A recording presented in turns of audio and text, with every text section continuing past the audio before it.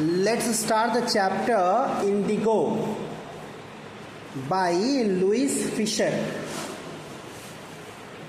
Writer का नाम है लुइस फिशर। 1896 में पैदा हुए, 1970 में एक्सपायर किए। मतलब मेनली वो 20th सेंचुरी से बिलोंग करते हैं, 20वीं शताब्दी से। कहाँ के हैं? Was born in Philadelphia. Philadelphia एक जगह है यूएसए में, यानी अमेरिका में। He served as a volunteer in the British Army between 1918 and 1920. 1918 से 20 के बीच एक वॉलंटियर के रूप में काम किया उन्होंने ब्रिटिश आर्मी के लिए। Fisher made a career as a journalist and wrote for the New York Times. Mainly वो एक पत्रकार थे, जर्नलिस्ट थे, जो द न्यूयॉर्क टाइम्स के लिए लिखा करते थे। या एक और वर्क है the Saturday review and for European and Asian publications. मतलब देश विदेश के मैगजीन्स के लिए पत्रकारिता करते थे Louis Fischer. He was also a member of the faculty at Princeton University. The following is an excerpt from his book, The Life of Mahatma Gandhi. एक किताब लिखी उन्होंने गांधी जी पर, उसका नाम था the life of Mahatma Gandhi. वहाँ से एक छोटा टुकड़ा लिया गया है जो हम पढ़ेंगे। The book has been reviewed as one of the best books ever written on Gandhi by Times Educational Supplement. मतलब गांधी जी पर लिखने वाली किताबों में से अच्छी किताबों में से एक किताब है ये, जहाँ से हम टेक्स्ट पढ़ेंगे आज।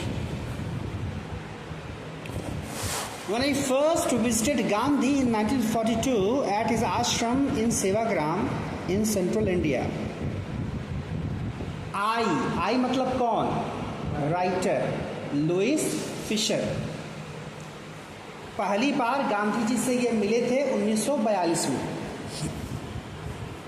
उनके आश्रम में। आश्रम कहाँ था? सेवाग्राम में। सेवाग्राम कहाँ है?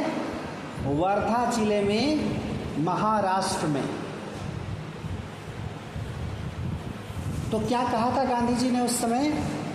आई will tell you how it happened that I decided to urge the departure of the British. Gandhi ji ने कहा, मैं आपको बताऊंगा मैंने कैसे प्रतिज्ञा ली अंग्रेजों को देश से बाहर निकालने की। It was in 1917. कब की बात है? 1917 की कहानी या एक्सपीरियंस अपना गांधी जी शेयर करना चाह रहे हैं लुइस फिशर से। He had gone to the December 1916 annual convention of the Indian National Congress Party in Lucknow. जब कांग्रेस की स्थापना हुई थी, आईएनसी बोलते हैं शॉर्ट में, उसके बाद से उसके जितने अधिवेशन हुए हैं अलग अलग सालों में, उनका इतिहास में बड़ा महत्व है। तो 1916 में जो एक वार्षिक अधिवेशन हुआ इंडियन नेशनल कांग्रेस का, ये होना था लखनऊ में। वहाँ पर गए थे Gandhi ji. There were 2301 delegates and many visitors.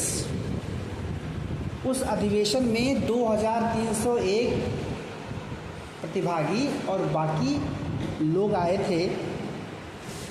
During the proceedings Gandhi recounted. जब सब चल रहा था उसी दौरान क्या हुआ? A peasant came up to me and looking like any other peasant in India, poor and emaciated, said, I am Rajkumar Shukla from Champaran. I want you to come to my district. उस अधिवेशन के दौरान एक किसान आया मिलने। उसका हुलिया देश के बाकी किसानों से मिलता जुलता था, मतलब बहुत ही साधारण कपड़ों में रहा होगा वो। गांधी जी से उसने कहा कि मेरा नाम राजकुमार शुक्ला है, मैं चंपारण से आया हूँ और मैं आपको अपने ज़िले में ले चलना चाहता हूँ। और ध्यान दीजिए, हम उस गांधी जी की बात कर रहे हैं जो बाद में पूरे देश के नेता बने। राजकुमार शुक्ला जब पहली बार आए उनसे लखनऊ में मिलने, और जब चंपारण का नाम लिया, Gandhi had never heard of the place. Gandhi ji ने उस जगह के बारे में कभी नहीं सुना था। It was in the foothills of the towering Himalayas near the kingdom of Nepal. Bihar का एक इलाका पूरा नेपाल से सटा हुआ है। जैसे गोरखपुर में आगे सोनौली आप जाएंगे, सोनौली के बाद नेपाल शुरू हो जाता है, वैसे ही बिहार में आप जाएंगे, मैं स्टेशन का नाम भूल रहा हूँ, वो नेपाल के बॉर्डर पर है बिहार यानी भारत और नेपाल का बॉर्डर है वहाँ का जो मार्केट है बिहार में ही है, भारत में ही है। वहाँ दोनों रुपए चलते हैं, नेपाली रुपया भी चलता है और भारतीय रुपया भी चलता है। तो चंपारण का जो इलाका है वो भी नेपाल से सटा हुआ था। उसके बारे में गांधी जी ने कभी सुना नहीं था। Under an ancient arrangement, the Champaran peasants were sharecroppers. एक पुराना प्रचलन चला आ रहा था, वहाँ के जो किसान थे उनको बटाईदार बना दिया गया था, शेयर क्रॉपर बना दिया गया था।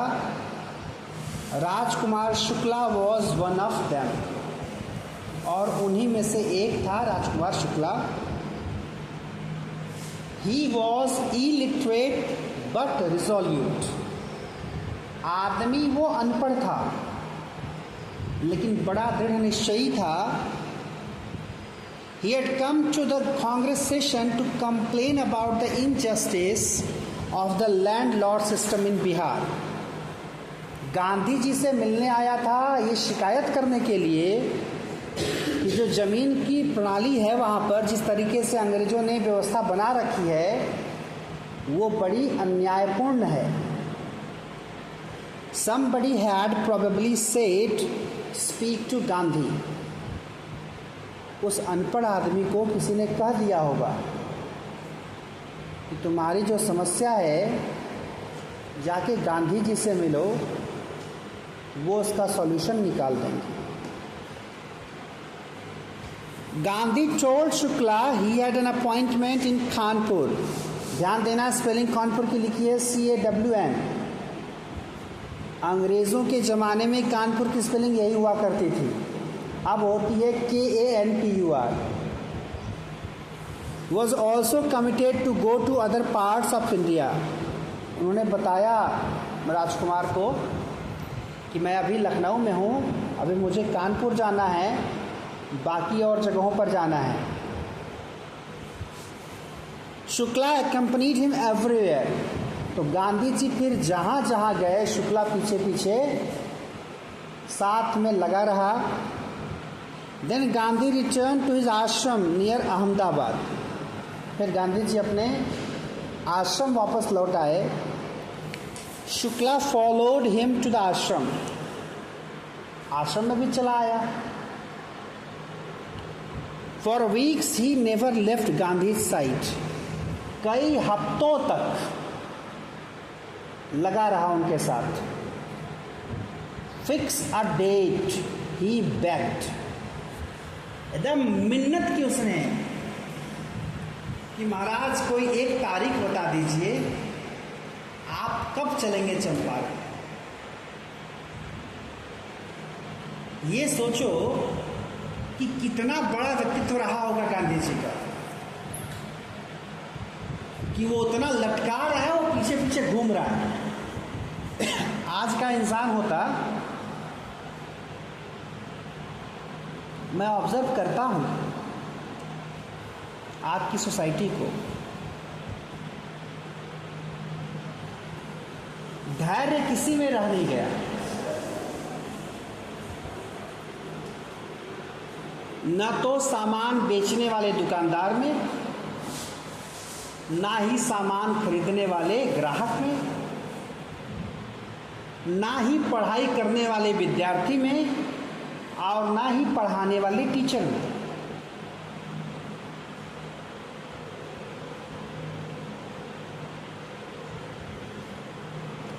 जो अच्छे दुकानदार होते हैं, धैर्य वाले, ग्राहकों की दो चार बात सुन करके इग्नोर कर देते हैं, मानते हैं कि ग्राहक है, कुछ बोल रहा है, कोई बात नहीं, आना जाना है, इससे हमारी इनकम है। अभी का दौर ऐसा है जिसके पास करने को कुछ नहीं, वो एक दुकान खोल के बैठ जा रहा है।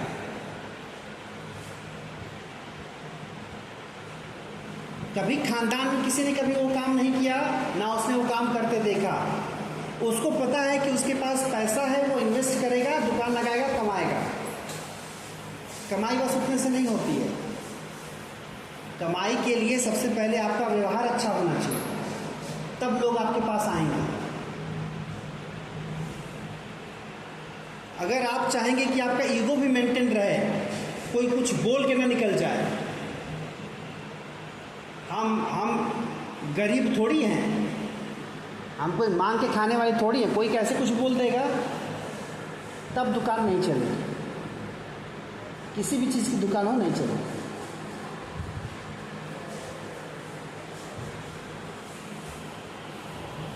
टीचर और स्टूडेंट का मैं देखता हूँ, इवन हमारे विद्यार्थी जीवन में भी ये चीज़ बहुत अच्छी थी। मैं अप्रिशिएट नहीं कर रहा जो तरीका हुआ कर रहा था, लेकिन उस दौरान कभी किसी बच्चे ने कोई गलती की, भर पेट पीटा जाता था। और कई बार गलती नहीं किया, कुछ टीचर ने काम दिया, उसने पूरा नहीं किया, हाथ लात डंडा जिससे मारना होता था टीचर मारता था।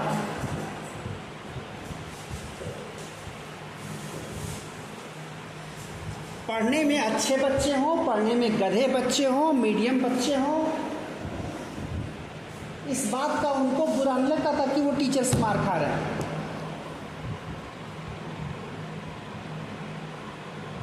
आज की डेट में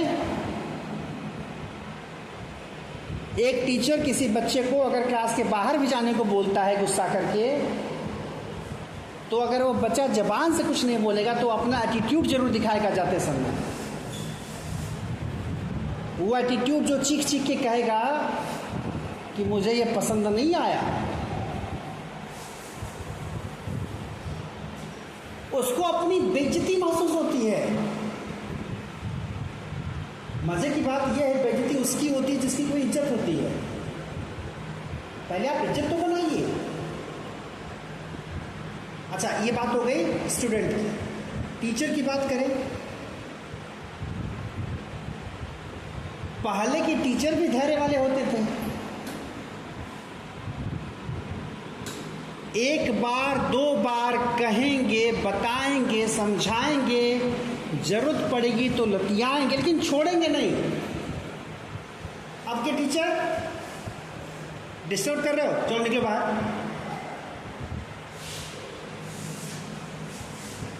सच्चाई यह है कि बाहर निकालना सॉल्यूशन नहीं है। और नहीं तो दो चार बच्चों ने गलती कर दी, तुम सब सारे बदतमीज हो, जाओ मैं तुमको पढ़ाऊंगा ही नहीं। ये धैर्य नहीं है। तो धैर्य की कमी दोनों तरफ है। अच्छा, ये केवल मैं बात टीचर्स की या दुकानदार की तरफ से कर रहा हूं, लेकिन सच्चाई ये है कि आज के डेट में मैं ऑब्ज़र्व कर रहा हूँ हर जगह पेशेंस की बहुत कमी है, टॉलरेंस की बहुत कमी है। छोटी छोटी बातों को